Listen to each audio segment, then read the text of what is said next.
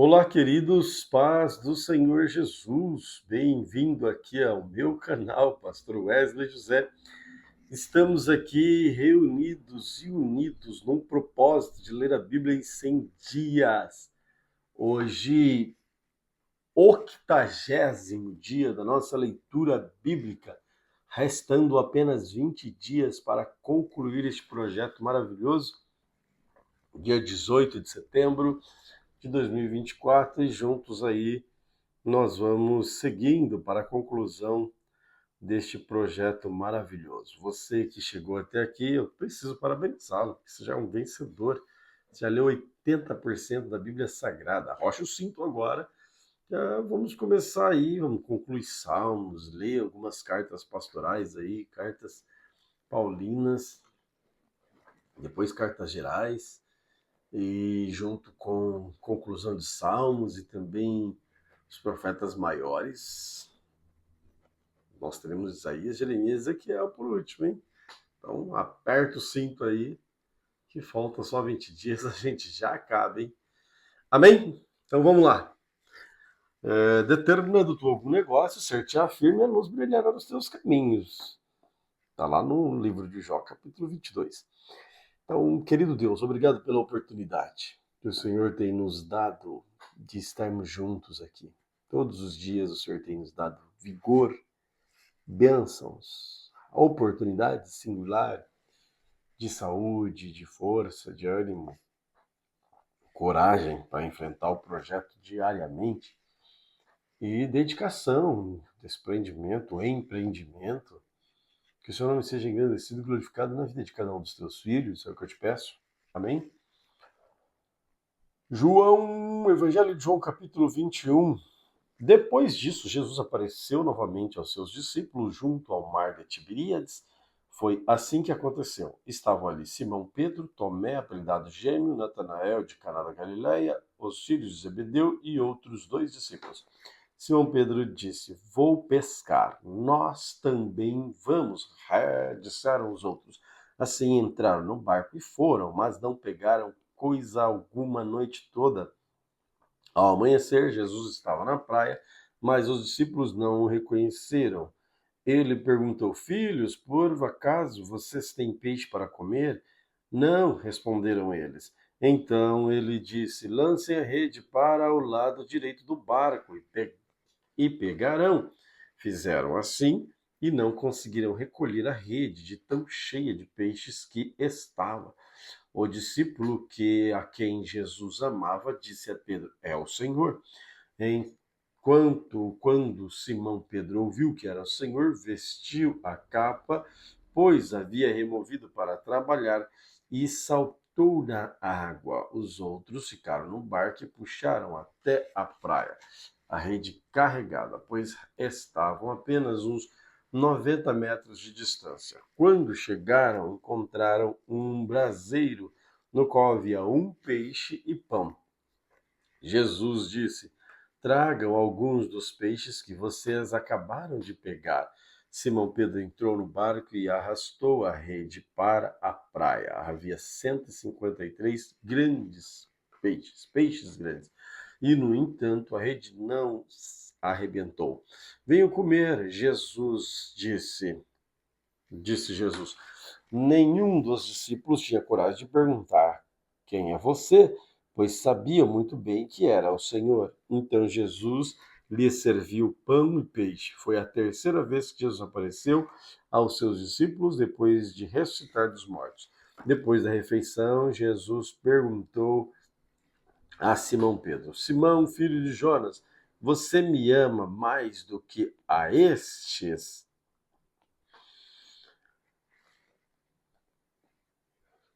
Sim, Senhor, respondeu Pedro. O Senhor sabe que eu amo. Então, alimente meus cordeiros, disse Jesus. Jesus repetiu a pergunta: Simão, filho de João, você me ama? Sim, Senhor, disse Pedro. O Senhor sabe que eu o amo. Então, cuide das minhas ovelhas. Pela terceira vez, ele perguntou: Simão, filho de João, você me ama? Pedro ficou triste porque Jesus fez a pergunta pela terceira vez e disse: Senhor sabe todas as coisas, sabe que eu amo. Jesus disse, então, alimente minhas ovelhas. Eu lhes digo a verdade. Quando você era jovem, podia agir como bem entendia, vestia-se e ainda e aí vestia-se e ia onde queria, mas quando for velho, estenderá as mãos e outros o vestirão e o levarão onde você não quer ir.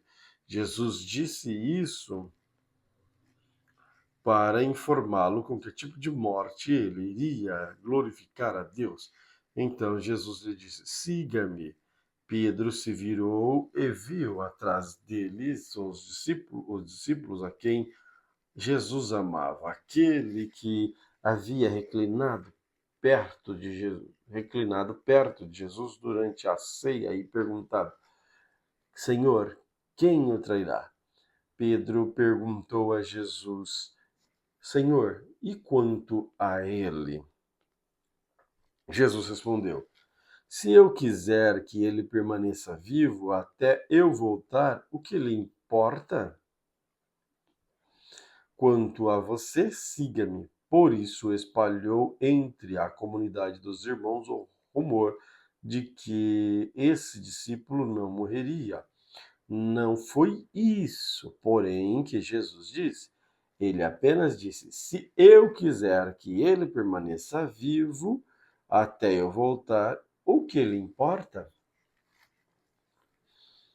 Este é o discípulo que dá testemunho desses acontecimentos e que os registrou aqui. E sabemos que seu relato é fiel. Jesus também fez muitas coisas e se todas fossem registradas, suponho que nem o mundo inteiro poderia conter todos os livros que seriam escritos. 1 de João, capítulo 1, primeira epístola de João, capítulo 1. Proclamamos a vocês aquele que existe desde o princípio, aquele que ouvimos e vimos com nossos próprios olhos e tocamos com nossas próprias mãos. Ele é a palavra da vida, aquele que é a vida nos foi revelado. E nós ouvimos, agora testemunhamos a eles proclamamos que ele é a vida eterna, ele estava com o Pai e nos foi revelado. Anunciamos-lhes aquilo que nós mesmos vimos e ouvimos para que tenham comunhão conosco. A nossa comunhão é com o Pai e com o seu Filho Jesus Cristo. Escrevemos estas coisas para que vocês participem plenamente da nossa alegria. Esta é a mensagem que ouvimos dele e que agora lhes transmitimos. Deus é a luz e nele não há escuridão alguma. Portanto, se afirmamos que temos comunhão com ele, mas vivemos na escuridão, mentimos e não praticamos a verdade. Mas se vivemos na luz, como Deus está na luz, temos comunhão uns com os outros. E o sangue de Jesus, seu Filho, nos purifica de todo pecado. Se afirmarmos que não temos pecado, enganamos a nós mesmos e não vivemos a verdade. Mas se confessarmos nossos pecados, ele é fiel e justo para perdoar os nossos pecados e purificar de toda a injustiça. Se afirmarmos que não pecamos, chamamos Deus de mentiroso e mostramos que não há em nós lugar para a sua palavra. Segunda epístola de João, primeira epístola de João, capítulo 2. Meus filhinhos, escrevo-lhes essas coisas para que vocês não pequem. Se, contudo, alguém pecar, temos um advogado que defende nossa causa diante do Pai. Jesus Cristo, aquele que é justo, ele mesmo é o sacrifício para o perdão dos nossos pecados, e não apenas os nossos, mas também os pecados de todo mundo. E sabemos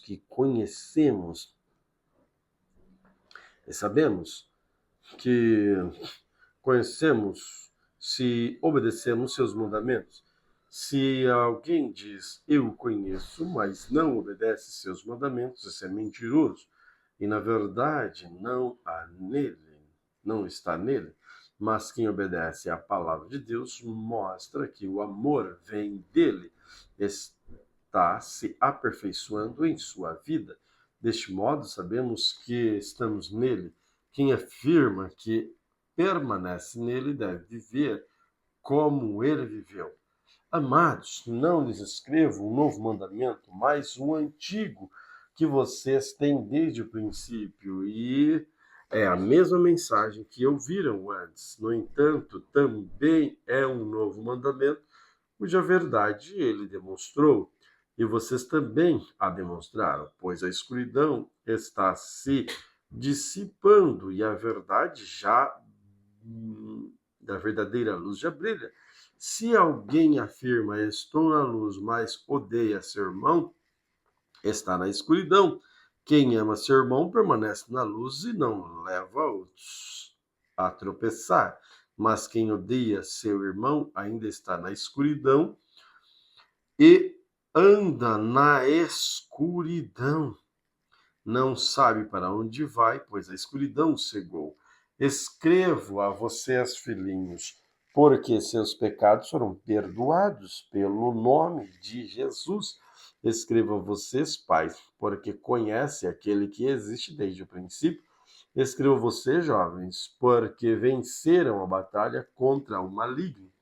Escrevi a vocês, filhinhos, porque conhecem o Pai.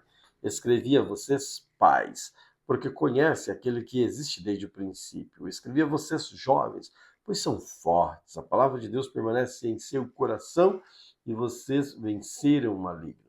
Não amem este mundo, nem as coisas que ele oferece, pois quando amam o mundo, o amor do Pai não está em vocês, porque o mundo oferece apenas o desejo intenso por prazer físico e desejo intenso por tudo o que vemos e o orgulho de nossas realizações e bens. Isso não provém do Pai, mas do mundo. E este mundo passa, e com ele tudo que as pessoas tanto desejam. Mas quem faz o que agrada a Deus vive para sempre. Filhinhos, chegou a hora final. Vocês ouviram que o anticristo está por vir. E muitos anticristos já apareceram. Por isso, sabemos que chegou a hora final. Eles saíram de nosso meio, mas na verdade nunca foram dos nossos. Do contrário, teriam permanecido conosco quando saíram. Mostraram que não eram dos nossos. Mas vocês não são assim, pois o Santo lhes deu sua unção. Todos vocês conhecem a verdade. Não lhes escrevo porque não conhecem a verdade, mas porque a conhecem e sabem que a verdade não produz mentira alguma. E quem é mentiroso? Aquele que afirma que Jesus não é o Cristo.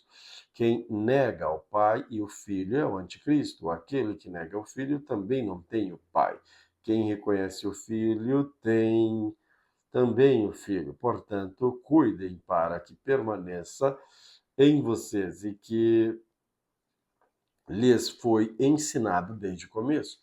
Se o fizerem, permanecerão na comunhão com o Filho e como o Pai, e nessa comunhão desfrutamos a vida eterna que ele nos prometeu. Escreva estas coisas para adverti-los sobre os que desejam enganá-los. Vocês, porém, receberam dele a unção e permanece em vocês, de modo que não precisam que alguém lhes ensine a verdade, pois o que a unção lhes ensina é verdade, não mentira. É tudo o que precisam saber. Portanto, como lhes ensinou a unção, permaneçam nele. Agora, filhinhos, permaneçam nele para que, quando ele voltar, estejam confiantes e não nos afastemos dele, envergonhados, porque sabemos que ele é justo, também sabemos que tudo o que pratica a justiça é nascido de Deus. Primeira Epístola de João, capítulo 3. Veja como é grande o amor do Pai por nós, pois ele nos chama de filhos, de fato somos, mas quem permanece no mundo não reconhece que somos filhos de Deus,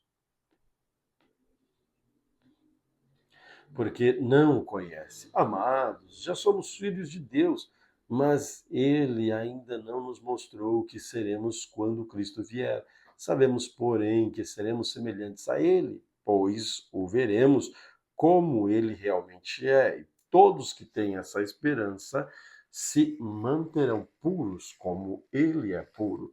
Quem vive no pecado transgride a lei, pois todo pecado é contrário à lei. E vocês sabem que ele veio para tirar nossos pecados, e nele não há pecado. Quem permanece nele não continua a pecar, mas quem continua a pecar não o conhece e não entende quem ele é. Filhinhos, não deixe que ninguém vos engane a este respeito. Quando uma pessoa faz o que é justo e mostra que é justa, como ele é justo, mas quando continua a pecar, mostra que pertence ao diabo, pois o diabo peca desde o início. Por isso, o Filho de Deus veio para destruir as obras do diabo. Aquele que é nascido de Deus não vive no pecado, pois a vida de Deus está nele. Logo, não pode continuar a pecar, pois é nascido de Deus. Assim, podemos identificar quem é filho de Deus e quem é filho do diabo. Quem pratica a justiça e não ama seus irmãos não permanece em Deus. Esta é a mensagem que vocês ouviram desde o princípio, que amemos uns aos outros, não sejamos como Caim, que pertencia ao maligno e assassinou seu irmão, e por isso o assassinou, porque Caim praticava o mal e seu irmão praticava a justiça. Portanto, meus irmãos, não se surpreendam se o mundo os odiar. Se amamos nossos irmãos, significa que passamos da morte para a vida, mas quem não ama continua morto. Quem odeia seu irmão já é assassino, e você sabe que nenhum assassino tem dentro de si a vida eterna. Sabemos que é o amor porque Jesus deu a vida por nós. Portanto, também devemos dar a nossa vida por nossos irmãos. Se alguém tem recurso suficiente para viver bem e vê o irmão em necessidade, mas não mostra compaixão, como pode estar nele o amor de Deus? Filhinhos, não nos limitemos a dizer que amamos uns aos outros, demonstremos a verdade por meio de nossas ações. Com isso, saberemos que pertencemos à verdade e nos tranquilizaremos quando estivermos diante de Deus. E ainda que a consciência nos condene, Deus é maior que nossa consciência e sabe todas as coisas. Amados, se a consciência não nos condena, podemos ir a Deus com total confiança e dele recebemos tudo o que lhe pedirmos, pois lhe obedecemos e façamos o que lhe agrada. Este é seu mandamento, que creio em nome de seu Filho Jesus Cristo e amemos uns aos outros conforme ele nos ordenou. Aqueles que obedecem seus mandamentos permanecem nele e ele permanece neles. E sabemos que eles permanece em nós por meio do Espírito que ele nos deu que ele nos deu permanece em nós. Esdras capítulo 1. No primeiro ano de Ciro, rei da Pérsia, o Senhor cumpriu a profecia que havia anunciado por meio de Jeremias. Despertou o coração de Ciro para registrar por escrito a seguinte proclamação e enviá-la a todo o seu reino. Assim diz Ciro, rei da Pérsia: o Senhor, o Deus dos céus, me deu todos os reinos da terra. Ele me encarregou de lhes construir um templo em Jerusalém, em Judá. Quem pertence ao povo de Deus, volte a Jerusalém, em Judá, para reconstruir o templo do Senhor, o Deus de Israel, que habita em Jerusalém, e que seu Deus esteja com vocês, onde quer que se encontre esse remanescente judeu, que seus vizinhos ajudem com despesas, dando-lhes prata, ouro, suprimentos, animais, além de ofertas voluntárias para o templo de Deus em Jerusalém. Então o Senhor despertou o coração dos sacerdotes, dos levitas, do chefe das tribos de Benjamim, para que fossem a Jerusalém e construísse o templo do Senhor. Todos seus vizinhos ajudaram, dando-lhes utensílios de prata, ouro, suprimentos, animais. Também lhes deram muitos presentes valiosos, além de todas as ofertas voluntárias.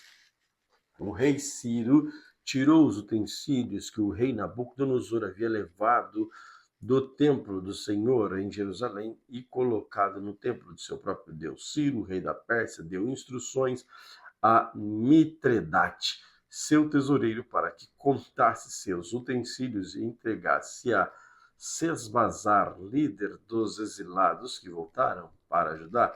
Esta é a lista dos objetos que foram devolvidos: 30 bacias de ouro, 1000 bacias de prata, 29 incensários de prata, 30 tigelas de ouro, 410 tigelas de prata, 1000 objetos diversos.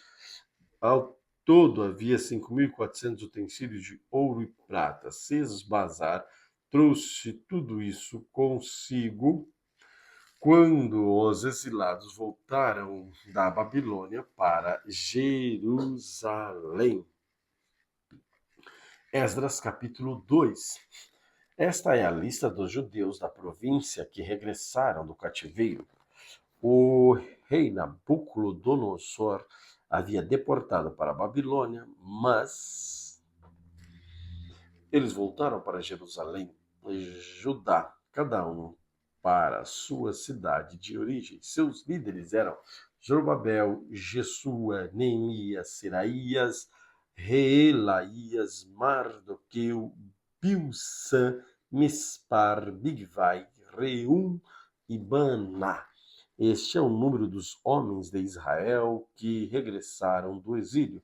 Da família de Parós, 2.172, da família de Cefatias, 372, da família de Ará, 775, da família de Paat-Moabe, descendente de Jesua e Joabe, 2.812, da família de Elão, 1.254, da família de Zatu, 945, da família de Zacai, 760, da família de Bani, 642, da família de Bebai, 623, da família de Asgad, 1222, da família de Adonicam, 666, da família de Bigvai, 2056, da família de Adim, 454, da família de Ater, descendente de Ezequias, 98, da família de Bezai, 323, da família de Jorã, 112, da família de Assum, 223, da família de Gibar, 95, da família de Belém,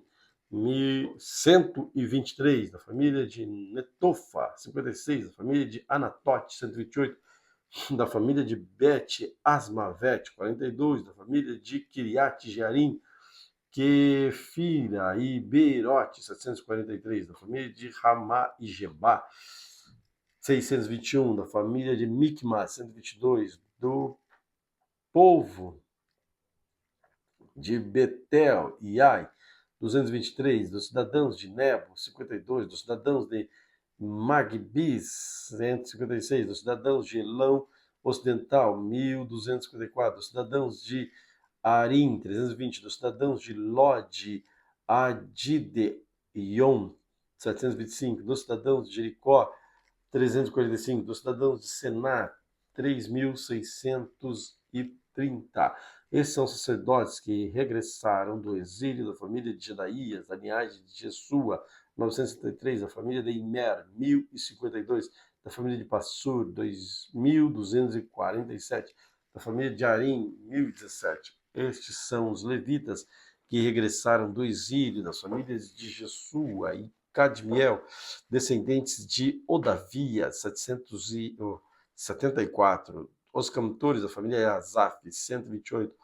Os guardas das portas das famílias de Salum, Ater, Talmona, Akobe, Atita e Sobai, 139. E os descendentes desses servidores do templo regressaram do exílio: Zia, Azufa, Tabaote, Queiroz, Cia, Padom, Lebana, Agaba, Acube, Agabe, Salmai, Anã, Gidel, Gaar, Reaías, Rezim, Necoda, Gazã, Uzá, Passeá, Bezai, Asná, Meunim, Zuficim, Baquebuque, Acufa, Arur, Basluti, Meida, Arsa, Barcos, Cícera, Tamá, Nesias, Atifa. Os descendentes destes servidores do rei Salomão regressaram do exílio: Sotai, Soferete, Peruda, Jaala, Darcon, Gidel, Cefatias, Atio, Pequerete, Azebaim e Ami, ao todos servidores do templo, e os descendentes dos servos de Salomão eram 392. Nesta ocasião, outro grupo regressou das cidades de Tel, Melá, Tel, Assar, Querube, Adã e Mer. Contudo, não puderam provar que eles eram das famílias, que eram descendentes de Israel. Estavam nesse grupo as famílias de Delaías, Tobias e Necoda, 642 pessoas ao todo. Também regressaram as famílias de 3 sacerdotes, Abias, Acós, Barzilai. Esse Barzilai havia se casado com uma mulher descendente de Barzilai de Gileade e assumido o nome da família dela. Procuraram seus nomes nos registros genealógicos, mas não os encontraram, por isso não qualificaram para servir como sacerdotes. O governador ordenou que não comessem da porção dos sacerdotes separados para os sacerdotes, até que um sacerdote consultasse o Senhor e a esse respeito usando Urim e Tumim. Portanto, os que regressaram de Judá para Judá foram 43.360, além dos 7.337 servos e servas.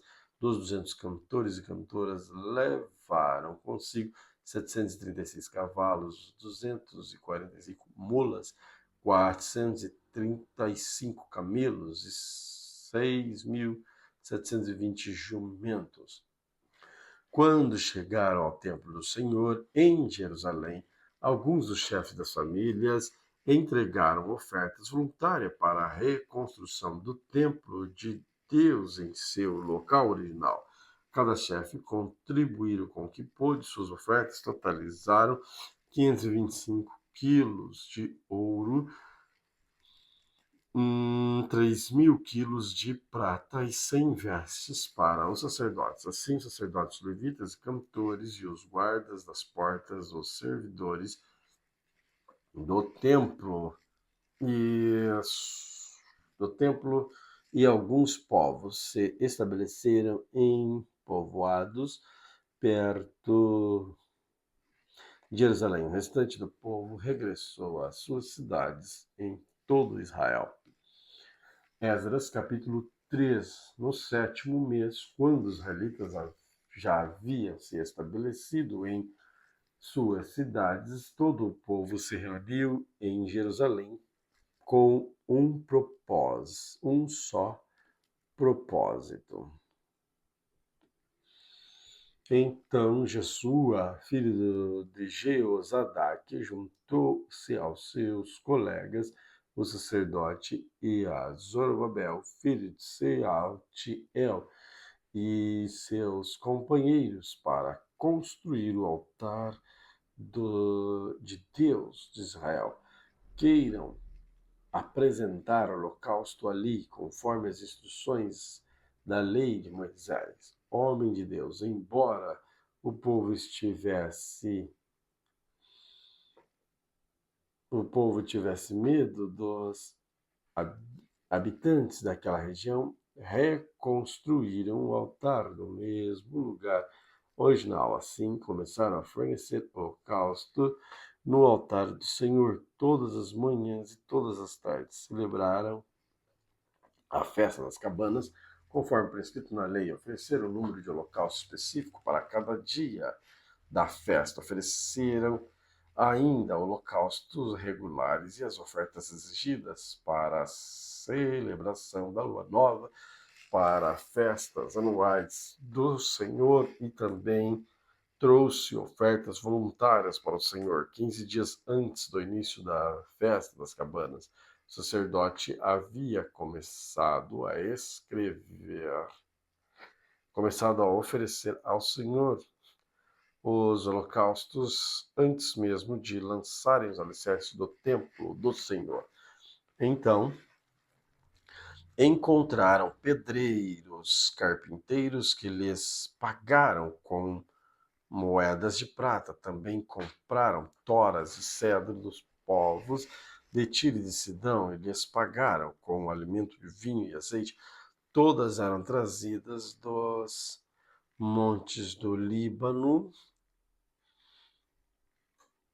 e vinham pela costa do mar Mediterrâneo até Jope, pois Ciro, rei da Pérsia, havia permitido que assim se fizesse.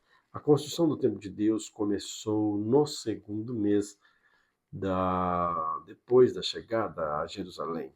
Um grupo de trabalhadores era constituídos de todos que haviam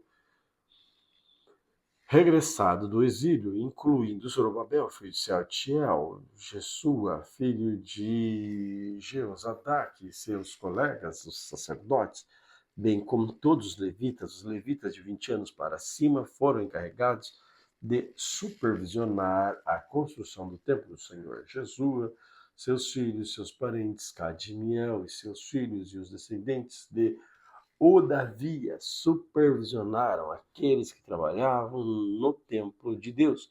Os levitas da família de Enadad os auxiliavam nessa tarefa. Quando os construtores terminaram os alicerces do templo do Senhor, os sacerdotes puseram suas vestes e tomaram seus lugares para tocar as trombetas. Os levitas descendentes de Asaf fizeram soar as trombetas, os símbolos, para louvar o Senhor, conforme o rei Davi havia prescrito, com louvores e ações de graça, entoaram esse cântico ao Senhor. Ele é bom, seu amor por Israel dura para sempre. Então todo o povo louvou o Senhor em voz alta, pois havia sido lançados os alicerces do templo do Senhor. Muitos dos sacerdotes, dos levitas e outros chefes de famílias mais velhos que tinham visto o primeiro templo choraram alto quando viram os alicerces do novo templo. Outros tantos, porém, gritavam de alegria. Os gritos e os choros se misturavam num barulho tão forte que se podia ouvir de muito longe. Esdras capítulo 4. Os inimigos de Judá e Benjamim souberam que os exilados estavam reconstruindo o templo do Senhor, o Deus de Israel. Eles foram a Zorobabel e aos outros chefes de família e disseram: queremos participar da construção, pois também adoramos ao seu Deus, como vocês temos oferecido sacrifícios para eles, desde que Esar-Hadon, rei da Síria, nos trouxe para cá. Mas Zorobabel, Jesus e os outros chefes de famílias de Israel responderam: de maneira nenhuma, vocês não podem participar desse trabalho. Somente nós construiremos o templo para o Senhor, o Deus de Israel, conforme Ciro, rei da Pérsia, nos ordenou. Então, os habitantes da região tentaram desanimar e amedrontar o povo de Judá para que não continuasse a construção. Subornaram agentes para trabalhar contra eles e frustrar seus planos. Isso prosseguiu durante todo o reinado de Ciro, rei da Pérsia, até que Dário, rei da Pérsia, subiu ao poder. Anos depois, quando Xerxes começou a reinar, os inimigos de Judá escreveram cartas de acusação contra o povo de Judá e de Jerusalém. Mais tarde, durante o reinado de Artaxerxes, rei da Pérsia, os inimigos de Judá, liderados por Bilsan, Mitradate e Tabeel, enviaram a Artaxerxes uma carta em aramaico que foi traduzida para o rei. O comandante Reum e o secretário da corte Sinsai escreveram a carta no qual apresentavam ao rei Artaxerxes um relatório negativo sobre Jerusalém. Saudaram ao rei em nome de todos os seus colegas, juízes e autoridades locais e o povo de Tarpel, os persas, os babilônios, os povos e o povo de Ereque, de Suzã, isto é, Elão. Também enviam saudação do restante do povo que o grande e renomado Assurbanipal havia deportado e estabelecido em Samaria e em todas as terras vizinhas da província a oeste do rio Eufrates. Esta é uma cópia da carta ao rei Artaxerxes e seus súditos leais na província a oeste do rio Eufrates. Informamos ao rei que os judeus que saíram da Babilônia para Jerusalém não reconstruíram a cidade rebelde. Estão reconstruindo a cidade rebelde em Má. Já restauraram os alicerces e em breve terminarão os muros. É bom o rei saber que se essa cidade for reconstruída, seus muros forem concluídos, haverá grande prejuízo para o tesouro real, pois os judeus se recusaram a lhes pagar impostos, tributos e taxas, visto que somos seus súditos leais e não desejamos vê-lo desonrado desse modo. Enviamos ao rei essas informações, sugerimos que faça uma busca nos registros antepassados, na qual o rei descobrirá como esta cidade foi rebelde em outros tempos. Aliás, foi destruída por causa da sua longa e problemática história de rebelião contra os reis e as nações que dominavam. Declaramos ao rei que, se esta cidade for reconstruída, seus muros forem concluídos, o rei perderá a província a oeste do rio Eufrates. O rei Artaxerxes enviou a seguinte resposta ao comandante Reum, secretário da corte Sinsai, e aos seus companheiros de Samaria e em todas as províncias a oeste do rio Eufrates. Saudações. A carta que vocês enviaram foi traduzida e lida para mim. Ordenei que se fizesse uma busca nos registros e descobri que, de fato, Jerusalém tem sido, ao longo dos anos, foco de insurreição contra vários reis. Aliás, rebeliões e revoltas são normais ali. Reis poderosos governaram sobre Jerusalém e sobre toda a província a oeste do rio Eufrates e receberam tributos, impostos, taxas. Portanto, deem ordens para que esses homens parem seu trabalho. A cidade não deve ser reconstruída enquanto eu não mandar. Sejam diligentes e não descuidem desse assunto, pois não devemos permitir que essa situação prejudique os interesses do rei. Quando a carta do rei Artaxerxes foi lida para Reum, Sinsai e seus companheiros, eles foram depressa a Jerusalém, fazendo uso de força, obrigando os judeus a parar a construção. Assim, a obra do templo de Deus em Jerusalém foi interrompida e ficou parada até o segundo ano do reinado de Dário, rei da Pérsia. Esdras capítulo 5. Nessa época, o profeta Ageu e Zacarias, filho de Ido, profetizaram aos judeus de Judá e Jerusalém. Falavam em nome de Deus de Israel, que estava sobre eles. Em resposta, Zorobabel, filho de Saltiel, e Jesua, filho de Jeozadak, começaram outra vez a reconstruir o templo de Deus em Jerusalém. Os profetas de Deus estavam com eles e auxiliavam.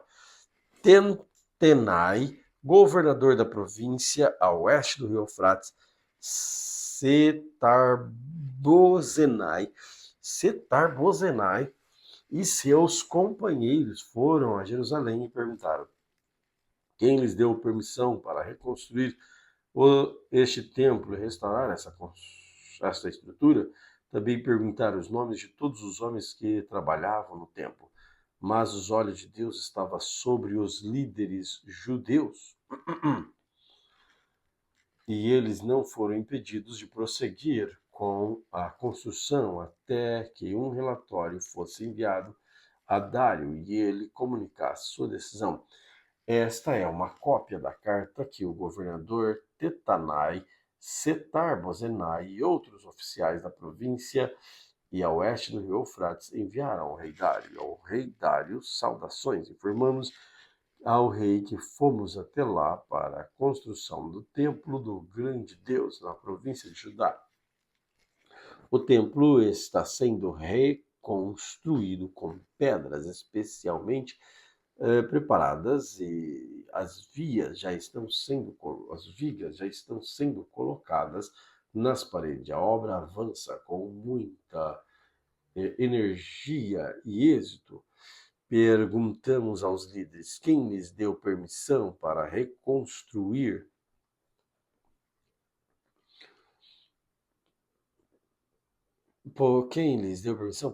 esse templo e restaurar esta estrutura, e exigimos os nomes deles para que pudéssemos dizer ao rei quem eram os líderes. Esta foi a resposta: somos servo de Deus dos céus e da terra e estamos reconstruindo o templo que foi construído muitos anos atrás por um grande rei de Israel. Nossos antepassados, porém, provocaram a ira do Deus do céu e ele nos entregou a Nabucodonosor, rei da Babilônia, que destruiu o templo e despertou o povo para a Babilônia. E deportou o povo para a Babilônia.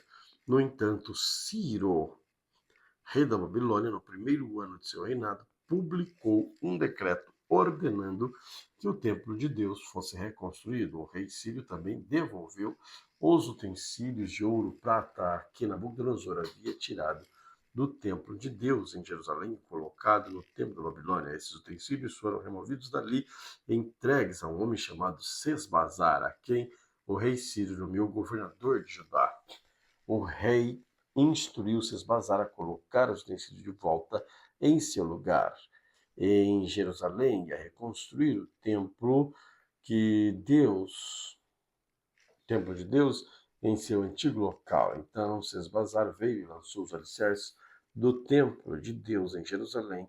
O povo tem batalhado nele desde então, embora ainda não esteja acabado. Portanto, se parecer bem ao rei, pedimos que faça uma busca nos arquivos da Babilônia para descobrir se o Ciro de fato publicou esse decreto ordenando a reconstrução do templo de Deus em Jerusalém, e que o rei nos informe sua decisão sobre esse assunto. Esdras capítulo 6. Então o rei Dário ordenou que fizesse uma busca nos arquivos da Babilônia que ficam guardados junto aos tesouros, mas foi na fortaleza de Ecbatanã, da província de Média, que se encontrou um documento que dizia: memorando no dia No primeiro dia do reinado de Ciro, foi publicado um decreto a respeito do templo de Deus em Jerusalém, que no templo seja reconstruído para ser um local onde se ofereceu sacrifícios usando alicerces originais. Ele terá 27 metros de altura e 27 metros de largura, e cada 3 camadas das grandes pedras será colocado uma camada de madeira. Todas as despesas serão pagas pela tesouraria real. Além disso, os utensílios de ouro e de prata que Nabucodonosor levou do templo em Jerusalém para a Babilônia devem ser devolvidos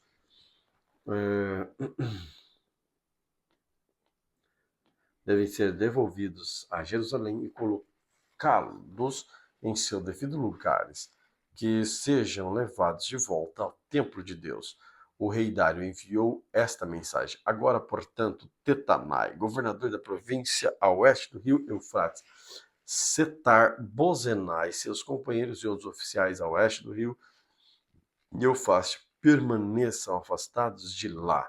Não interfiram na construção do templo de Deus. Deixem que seja reconstruído em seu antigo local. Não impeçam o governador de Judá e os líderes dos judeus de realizarem seu trabalho. Além disso, decreto que ajudem esses líderes dos judeus a reconstruir o templo de Deus. Paguem sem demora todos os custos da construção usando os impostos recolhidos na província oeste do rio Eufrates, para que a obra não seja interrompida. Dê aos sacerdotes em Jerusalém tudo o que eles precisarem: novilhos, carneiros, cordeiros, para os holocaustos oferecidos a Deus dos céus. Providencie sem falta a quantidade de trigo, sal, vinho, azeite que for necessária para cada dia. Assim, eles poderão oferecer sacrifícios agradáveis ao Deus dos céus e orar pelo bem-estar do rei e de seus filhos. Se alguém desobedecer este decreto, de alguma maneira terá uma viga de sua casa arrancada. Ele será amarrado a essa viga e pendurado nela, e sua casa será transformada num monte de entulho. Que o Deus que escolheu a cidade de Jerusalém como lugar que seu nome seja honrado, destrua qualquer rei ou nação que desobedecer esta ordem e destruir o templo. Eu, Dário, publiquei este decreto, que seja obedecido com toda a diligência. Tetanai, governador da província oeste do rio Eufrates, Setar-Bozenai e os seus companheiros obedeceram de imediato a ordem do rei Dário. Com isso, os líderes dos judeus puderam continuar seu trabalho e foram encorajados pela pregação dos profetas Ageu e Zacarias, filho de Ido. Finalmente o templo foi terminado como havia sido ordenado pelo Deus de Israel e decretado por Ciro, Dário e Artaxerxes, reis da Pérsia. O templo foi concluído no dia 12 de março do 6º ano do reinado do rei Dário. Então o templo de Deus foi dedicado com grande alegria pelos israelitas, pelos sacerdotes, pelos levitas, pelo restante do povo que regressou do exílio. Durante a cerimônia de dedicação foram sacrificados 100 novilhos, 200 carneiros, 400 cordeiros, 12 bodes foram apresentados como oferta pelo pecado de todo Israel, de acordo com o número das tribos. Em seguida, os sacerdotes, os levitas, foram divididos em vários grupos para servirem ao templo de Deus em Jerusalém, conforme prescrito no livro de Moisés. No dia 21 de abril, o povo havia regressado do exílio, celebrou a Páscoa, os sacerdotes, os levitas haviam se purificado, estavam cerimonialmente puros, abateram o cordeiro da Páscoa por todos que regressaram, por seus colegas sacerdotes, por si mesmo. Todo o povo de Israel que havia regressado do exílio participou da refeição pascual, junto com todos que haviam deixado os costumes impuros dos povos que ali viviam, a fim de adorar o Senhor, o Deus de Israel. Em seguida, comemoraram durante 7 dias a festa dos pães sem fermentos. Houve grande alegria em toda a terra, pois o Senhor tornou o rei da Síria favorável a eles e o levou a ajudá-los a reconstruir o templo de Deus, Deus de Israel. Esdras, capítulo 7. Muitos anos depois, durante o reinado de Artaxerxes, rei da Pérsia, havia um homem chamado Esdras. Ele era filho de Seraías, filho de Azarias, filho de Uquias, filho de Salum, filho de Zadok, filho de Aitube, filho de Amarias, filho de Azarias, filho de Meraiote, filho de Zederias, filho de Uzi, filho de Buque, filho de Abissua, filho de Finéias, filho de Eleazar, filho do sumo sacerdote Arão. Esdra era escriba, conhecedor da lei de Moisés, dada ao povo pelo Senhor, Deus de Israel. Esdra foi da Babilônia a Jerusalém e o rei lhe deu tudo o que ele pediu, porque a mão do Senhor, seu Deus, estava sobre ele. Alguns dos israelitas também, alguns sacerdotes, levitas, cantores, guardas das portas, dos servidores do templo, viajaram com ele para Jerusalém no 7º ano do reinado de Xerxes. Esdras chegou a Jerusalém em agosto desse mesmo ano, partiu da Babilônia em 8 de abril, no primeiro dia do novo ano. Chegou em Jerusalém 4 de agosto, porque a bondosa mão do Senhor, seu Deus, estava sobre ele, pois Esdras tinha decidido estudar a lei do Senhor, obedecer a ela e ensinar seus decretos e estatutos ao povo de Israel. O rei Artaxerxes tinha dado uma cópia da seguinte carta a Esdras, sacerdote e escriba, que estavam os mandamentos e os decretos do Senhor que os ensinava em Israel. Artaxerxes, rei dos reis, ao sacerdote Esdras, mestre da lei do Deus dos céus, saudações. Eu decreto que qualquer israelita no meu reino, incluindo os sacerdotes e os levitas, que desejar regressar com você para Jerusalém, poderá ir. Eu e meus 7 conselheiros instruímos a investigar a situação em Judá e em Jerusalém, com base na lei de seu Deus. Está em sua mão. Também o encarregamos de levar consigo a prata, o ouro, que lhe entregamos voluntariamente como oferta para o Deus de Israel, que habita em Jerusalém. Além disso, você levará toda a prata, todo o ouro que obtive na província da Babilônia, bem como as ofertas voluntárias do povo, dos sacerdotes para o templo do seu Deus em Jerusalém. Use esse recurso para comprar novilhos, carneiros, cordeiros, respectivas ofertas de cereal e ofertas derramadas. Tudo isso será oferecido no altar do templo de Deus em Jerusalém. A prata, o ouro que restarem poderão ser usadas como parecer melhor a você e a seu povo, conforme a vontade de Deus. Quanto aos utensílios que lhes confiamos para o serviço do templo, de seu Deus, entregue-os todos os dias diante de Deus de Jerusalém. Se precisar de mais alguma coisa para o templo de seu Deus, ou para qualquer necessidade semelhante, use recursos da tesouraria real. E o rei Artaxerxes envia o seguinte decreto: todos os tesouros da província a oeste do rio Eufrates deem a Esdras, sacerdote e mestre da lei, Deus dos céus, tudo que ele requisitar. Deem-lhe até 3.500 quilos de prata, 100 cestos grandes de trigo, 100 tonéis de vinho, 100 tonéis de azeite e sal à vontade. Tenham cuidado de providenciar tudo o que Deus dos céus ordenar para seu templo.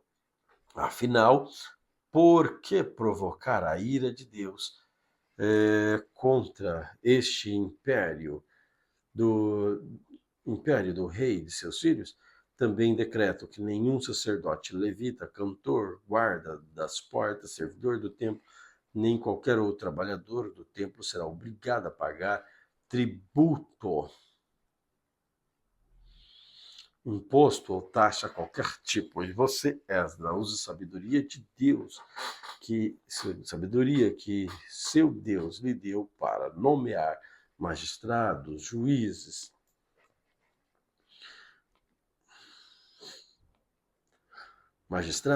que conheçam a lei do seu Deus para governar todo o povo na província a oeste do rio Eufrates.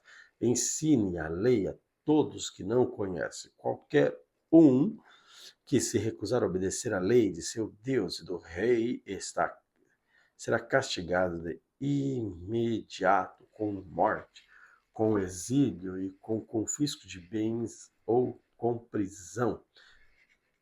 Louvem o Senhor, Deus de nossos antepassados, que colocou o coração do rei o desejo de embelezar o templo do Senhor em Jerusalém, e que mostrou seu amor leal ao honrar-me diante do rei e o seu conselho de todos os seus oficiais poderosos. Senti-me encorajado, porque a mão do Senhor, meu Deus, estava sobre mim, e reuni alguns dos líderes de Israel para voltar comigo a Jerusalém. Esdras, capítulo 8.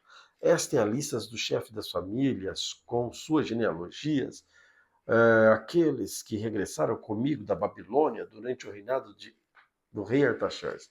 Da família de Finéias, Gerson. Da família de Itamar, Daniel. Da família de Davi, Atos, descendente de Secanias. Da família de Parós, Zacarias, e 150 homens registrados com ele. Da família de Pati, Moabe, Elionai, filho de Zeraías, e 200 homens registrados com eles. Da família de Zatu, Secanias, filho de Jaaziel, e 300 homens registrados com eles. Da família de Adim, Ebed, filho de Jonatas, e 50 homens registrados com eles. Da família de Elão, Jesaías, filho de Atalias, e 70 homens registrados com eles. Da família de Cefatias, Zebadias, filho de Micael, e 80 homens registrados com ele. Da família de Joabe, Obadias, filho de Jeiel, e 218 homens registrados com eles. Da família de Bani, Selomite, filho de Josefias, e 160 homens registrados com eles. Da família de Bebai, Zacarias, filho de Bebai, 28 homens registrados com eles. Família de Asgad, Joanã, filho de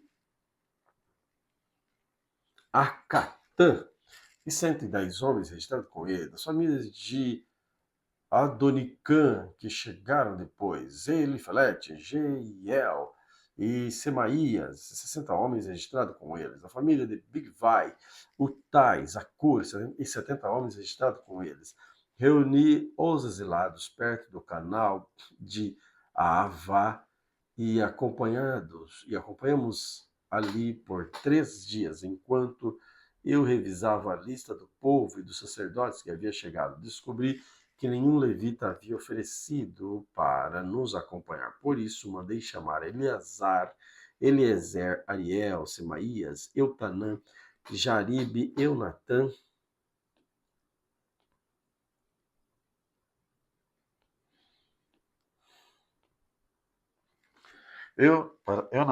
Natã, Zacarias, Mesulão, líder do povo, também mandei chamar Joiaribe, Natã, 2 homens com discernimento. Enviei-os a Ido, chefe dos levitas, em Casifia, para que pedisse a eles e a seus parentes e aos servidores do templo que nos enviasse ministros para o templo de Deus em Jerusalém, visto que a bondosa mão do nosso Deus estava sobre nós. Eles nos serviram, nos enviaram Serebias junto com 18 de seus filhos e parentes, e eram homens inteligentes, descendentes de Mali, descendentes de Levi, filho de Israel. Também nos enviaram a Sabias, junto com Gessaías, dos descendentes de Merari, 20 dos filhos de seus parentes, 220 servidores do templo. Os servidores do templo eram assistentes dos levitas, um grupo de trabalhadores do templo instruído pelo rei Davi por seus oficiais. Todos estavam registrados por nome. Ali, junto ao canal de Ava, ordenei que todos nós jejuássemos e nos humilhássemos diante de nosso Deus. Oramos para que Ele nos proporcionasse uma viagem segura e nos protegesse, como também os nossos filhos e nossos bens. Pois tive vergonha de pedir ao rei soldados e cavaleiros para nos acompanhar, nos proteger do inimigo ao longo do caminho. Afinal, tínhamos tido ao rei a bondosa mão de nosso Deus, que estava sobre todos. Nosso Deus está sobre todos que o adoram, mas o seu poder, a sua ira, seu poder e sua ira estão contra todos que o abandonam. Assim, jejuamos e pedimos com fervor que nosso Deus cuidasse de nós, e ele atendeu às nossas orações. Nomeei 12 chefes sacerdotes, Serebias, Assabias e outros 10 sacerdotes, para ficarem encarregados dos trabalhos de prata, de ouro e outros objetos que o rei, seu conselho, seus oficiais, todo o povo de Israel havia dado para o templo de Deus. Pesei o tesouro ao entregá-lo e o seu total era 22.750 quilos de prata, 3.500 quilos de utensílios de prata, 3.500 quilos de ouro, 20 tigelas de ouro, cada uma pesava 8,6 quilos, 2 utensílios finos de bronze polido, tão valiosos como ouro. Eu disse ao sacerdote: vocês e esses tesouros foram consagrados ao Senhor. A prata, o ouro são ofertas voluntárias ao Senhor, a Deus de nosso passado. Guarde bem esses tesouros até que os apresentem aos líderes do sacerdote, aos levitas, aos chefes das famílias de Israel, que os apresentarão nos depósitos do templo do Senhor em Jerusalém. Os sacerdotes e os levitas aceitaram a responsabilidade de transportar esse tesouro e prata e ouro até o templo do nosso Deus em Jerusalém. Levantamos acampamento junto ao canal de Ahava no dia 19 de abril, partimos para Jerusalém, e a mão de nosso Deus nos protegeu e nos guardou de inimigos, bandidos ao longo do caminho. Assim, chegamos em segurança em Jerusalém, onde descansamos por 3 dias. No 4º dia, depois de da chegada, a prata, o ouro e os utensílios valiosos foram pesados no templo de nosso Deus. Entregamos a Meremote, filho de sacerdote Urias. Estavam com ele Eleazar, filho de Finéias, os levitas, Josabade, filho de Jesua, Noadias, filho de Binui. Pesaram e encontraram tudo o peso total que foi registrado oficialmente. Os exilados que haviam regressado do cativeiro foram oferecidos holocausto a Deus de Israel. Apresentaram 12 touros por todo o povo de Israel, 96 carneiros, 77 cordeiros. Também apresentaram 12 bodes como oferta pelo pecado. Tudo isso foi oferecido como holocausto ao Senhor. Os sacerdotes do rei foram entregues aos oficiais que ocupavam cargos mais elevados e aos governadores da província a oeste do Eufrates, que passaram a apoiar o povo e o trabalho de Deus. Salmos 91. Aquele que habita no abrigo do Altíssimo encontrará descanso à sombra do Todo-Poderoso. Isto eu declaro a respeito do Senhor. Ele é meu refúgio, meu lugar seguro. Ele é meu Deus e nele confio, pois ele o livrará das armadilhas da vida e os protegerá de doenças mortais. Ele o cobrirá com suas penas e abrigará sob suas asas. A sua fidelidade é armadura e proteção. Não tenha medo de terrores da noite, nem da flecha que voa durante o dia. Não tema a praga que se aproxima na escuridão, nem da calamidade que devasta ao meio-dia. Ainda que 1.000 caia ao seu lado e 10.000 morram ao seu redor, você não será atingido. Basta abrir os olhos e verá como são castigados perversos. Se você se refugiar no Senhor, se fizer do Altíssimo seu abrigo, nenhum mal o atingirá, nenhuma praga se aproximará da sua casa, pois ele ordenará a seus anjos que o protegerá onde quer que você vá. Eles o sustentarão com as mãos para que não machuquem o pé em alguma pedra. Você pisará o leão e a cobra, esmagará leões ferozes e serpentes debaixo dos pés. O Senhor diz: livrarei aquele que me ama, protegerei o que confia em meu nome. Quando clamar por mim, eu responderei. Estarei com ele em meio às dificuldades. Eu o resgatarei e lhe darei honra, com vida longa, e recompensarei e lhe darei minha salvação. Salmos 92. É bom dar graças ao Senhor, cantar louvores ao Altíssimo, é bom proclamar de manhã o teu amor, de noite a tua fidelidade, ao som de instrumentos de 10 cordas e harpas com melodia de lira. Tu me alegras, Senhor, com tudo que tens feito, canto de alegria por causa das suas obras. Quão grandes, Senhor, são os teus feitos e profundos seus pensamentos. Só o ignorante não sabe, só o tolo não entende, embora os perversos brotem como a grama e flores que floresçam os que praticam o mal. Eles serão destruídos para sempre. Mas tu, Senhor, será eternamente exaltado. Teus inimigos, Senhor, perecerão. Todos que praticam o mal serão despedaçados. Tu, porém, me tornaste forte como o boi selvagem. Me ungiste com óleo da melhor qualidade. Meus olhos viram a queda dos meus inimigos. Meus ouvidos ouviram a derrota dos meus perversos adversários.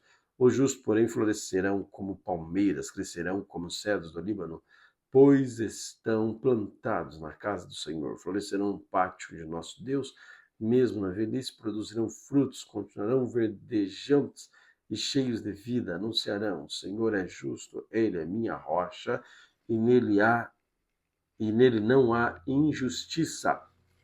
Salmos 93. O Senhor reina, está vestido de majestade. Sim, o Senhor está vestido de majestade, armado de força.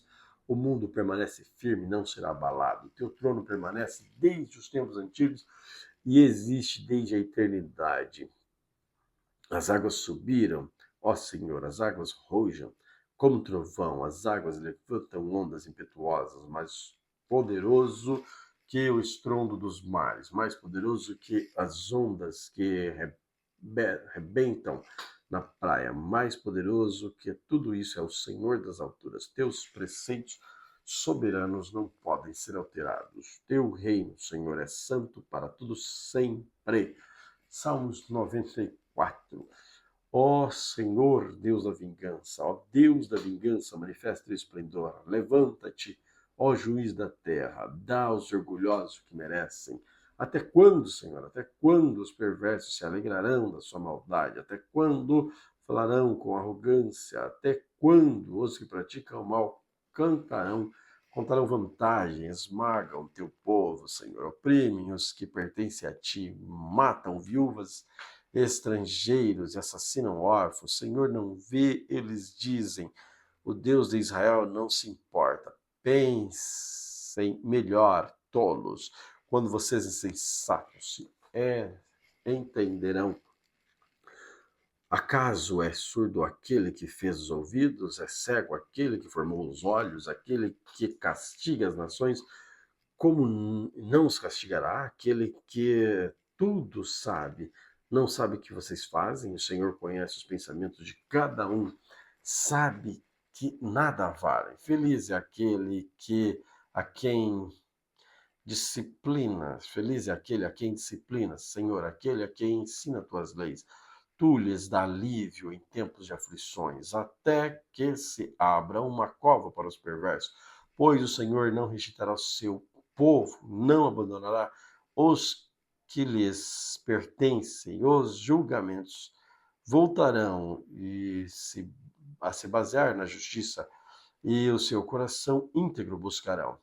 Quem me protegerá dos perversos? Quem me defenderá dos que praticam mal?